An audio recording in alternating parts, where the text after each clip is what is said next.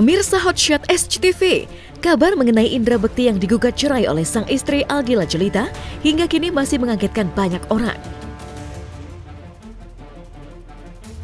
Tak hanya mengabarkan secara tiba-tiba, namun keputusan Dila yang dinilai tidak tepat waktu juga ramai menjadi perbincangan warganet. Bahkan mengejutkannya, usai menggugat cerai Bekti, Dila pun kini menuai hujatan dari netizen lantaran dirinya menggugat cerai Bekti di saat sang suami masih dalam proses pemulihan usai mengalami pendarahan otak. Di sisi lain, secara khusus Bekti pun akhirnya menguak sebuah fakta mengenai alasan Dila yang secara tiba-tiba menggugat cerai Bekti. Kepada tim Hotshot, maka seperti inilah Bekti yang mencurahkan segala isi hatinya saat dirinya kini harus dihadapkan dengan pahitnya hidup, di mana harus menghadapi gugatan cerai sang istri di tengah masa pemulihan sakitnya. Jadi memang kita sudah sepakat sih sama-sama. Mungkin ini aku yang mungkin capek, mungkin dari Dilanya juga akhirnya memutuskan untuk bercerai juga gitu. Jadi ini kesepakatan bersama yang berawal dari Dila sebenarnya yang ingin berpisah. Aku juga merasa bahwa mungkin ini yang terbaik karena saat ini Dila merasa bahwa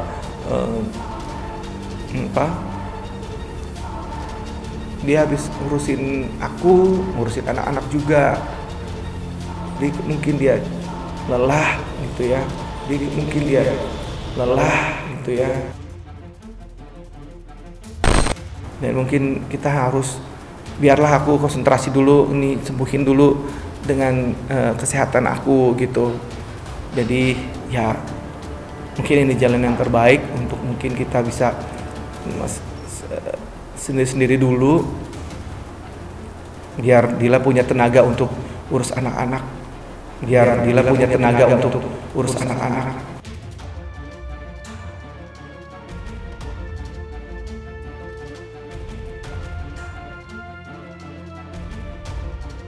Ya, secara terang-terangan, di depan tim Hotshot, Bekti membongkar alasan Dila menceraikan dirinya lantaran istrinya itu mengaku lelah ketika harus mengurus banyak hal, termasuk mengurus Bekti yang kini tengah berjuang untuk kesembuhan.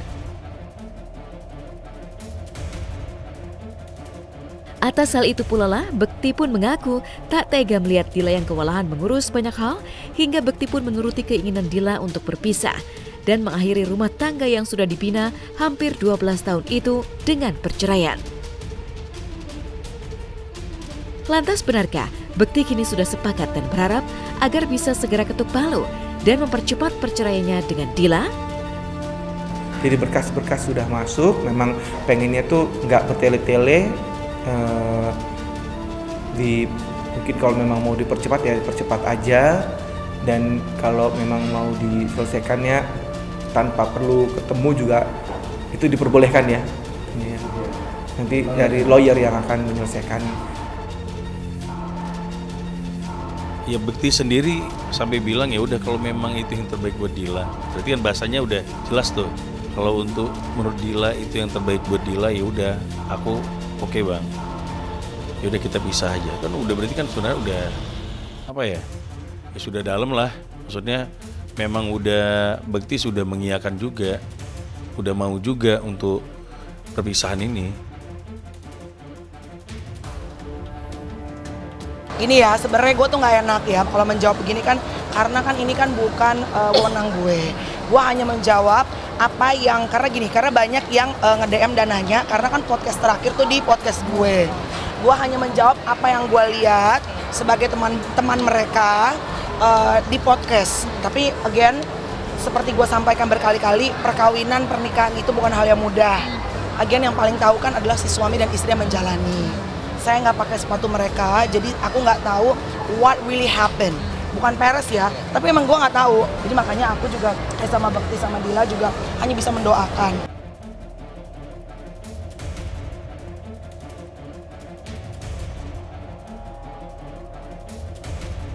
Namun, meski telah digugat cerai, Bekti justru malah mengucapkan terima kasih kepada Dila lantaran telah mengurusnya selama ini. Apalagi di masa-masa kritis Bekti kemarin. Dalam hal ini, Bekti seolah tak ingin melupakan begitu saja bakti Dila selama ini, di mana sebelum gugatan cerai mencuat, Bekti merasa Dila telah menjadi istri dan juga ibu yang baik dalam merawat keluarganya.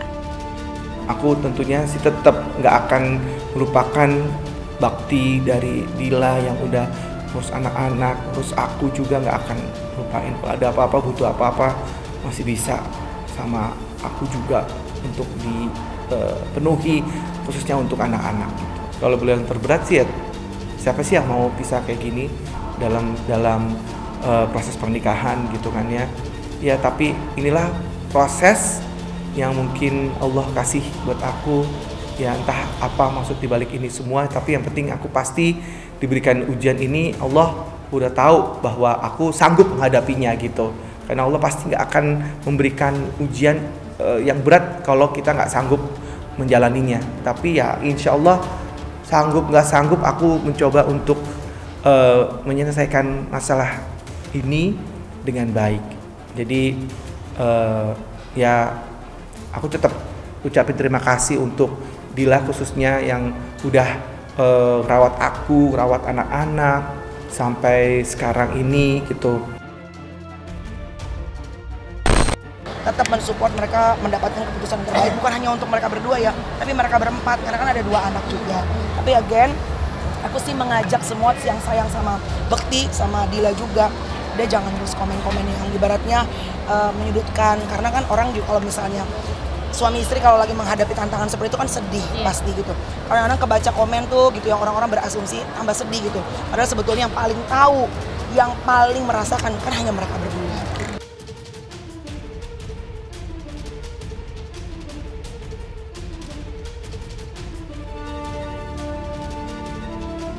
Itulah ungkapan Melanie Ricardo sebagai sahabat Bekti dan Dila yang tetap akan mendoakan dan mensupport keputusan terbaik Bekti dan Dila meski menyayangkan jika perceraian menjadi keputusan terbaik sahabatnya itu.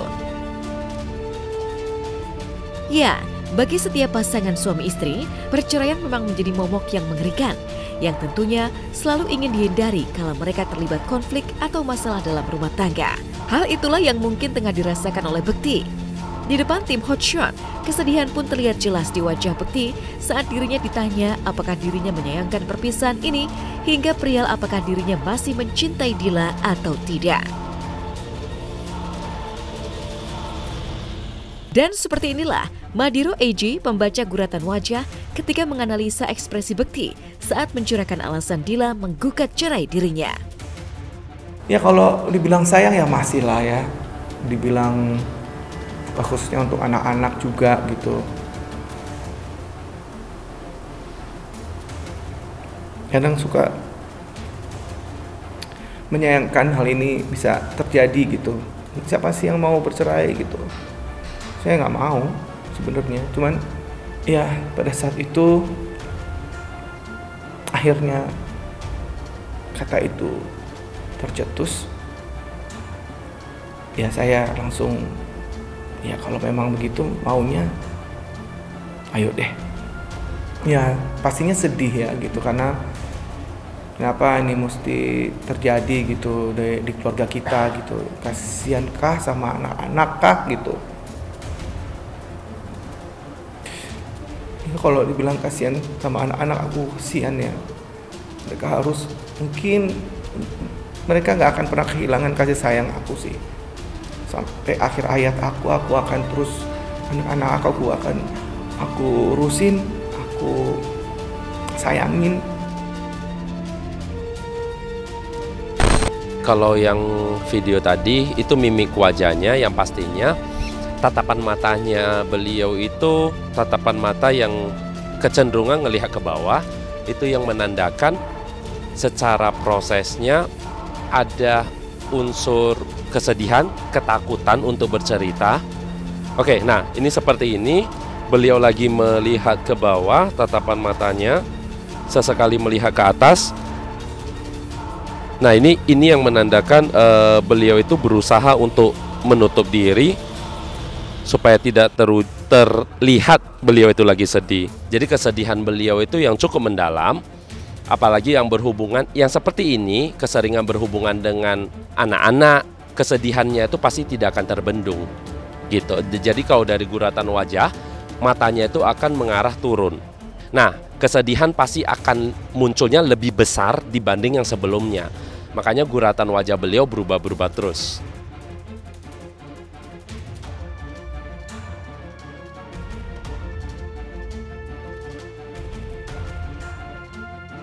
Terkait gugatan cerai pertanggal 1 Maret 2023 kemarin, Dila sebagai penggugat telah resmi mengajukan gugatan cerai terhadap Bekti di Pengadilan Agama Jakarta Selatan. Bahkan rencananya, sidang perdana perceraian akan digelar pada 13 Maret 2023 mendatang, di mana beragendakan mediasi. Lantas seperti apa jawaban Bekti soal gugatan harta gonogini dan juga soal hak asuh anak yang nantinya akan dibahas di dalam persidangan mendatang? Aldila Jelita sebagai penggugat mengajukan gugatan cerai terhadap suaminya yang bernama Bekti Indratomi. Penggugat dalam hal ini yang tadi disebutkan namanya mengajukan gugatan perceraian, juga mengajukan gugatan agar ditunjuk sebagai pengasuh atau pemegang hadonah dari anaknya. Intinya poinnya ada 3. Pertama gugat cerai, kedua pengasuhan anak dan biaya hidupnya, serta ada yang didapati dalam rumah tangganya itu agar diselesaikan di sini di Pengadilan Agama Jakarta Selatan. Jadi akan dibagi 2 rumah kita lah ya. Rumah kita itu kan memang pakai nama aku kan gitu. Tapi itu akan dijual dan bagi 2 insya Allah gitu. Dijual dan bagi 2 insya Allah gitu. Untuk hak asuh anak pasti sudah diatur. Memang itu nanti ada aturannya gitu. Untuk rumah akhirnya kita bisa udah bagi 2. Ya anak kan pasti kan mungkin mereka harusnya sih bisa ganti-gantian ya gitu. Ya kayak orang yang udah bercerai itu gimana sih gitu. Pastinya anak bisa ganti-gantian sama dia, bisa sama aku gitu. Itu ntar diatur lah gitu.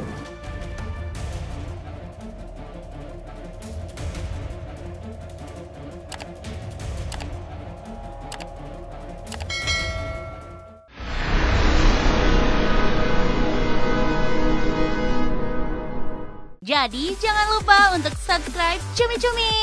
Ditekan ya tombol lonceng merahnya.